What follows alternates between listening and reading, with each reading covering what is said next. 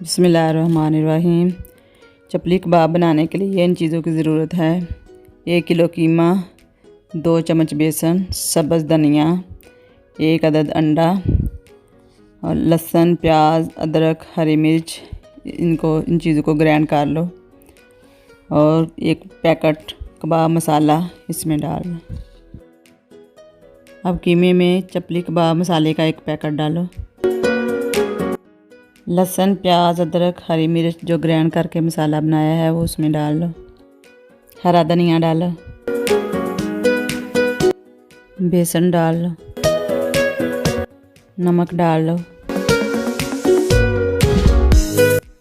दाल पर मिर्चा डाल लो, अंडा डाल लो।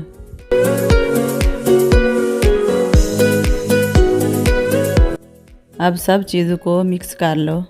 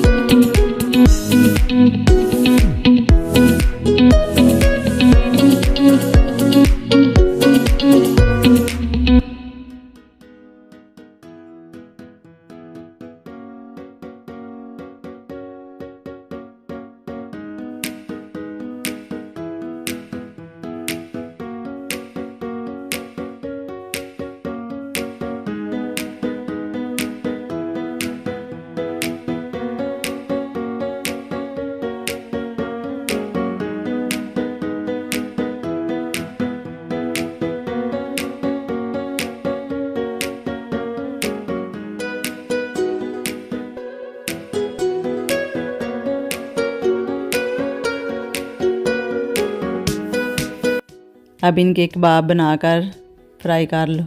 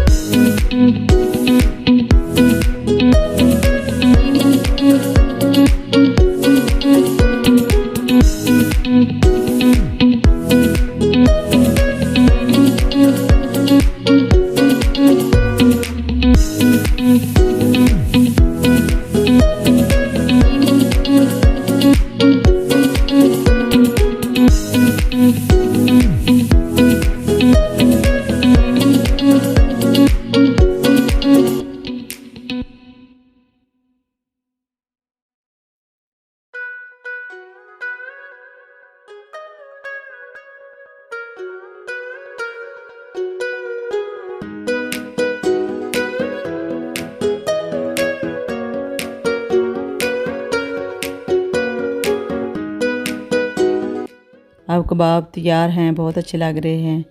आप भी ज़रूर ट्राई करना।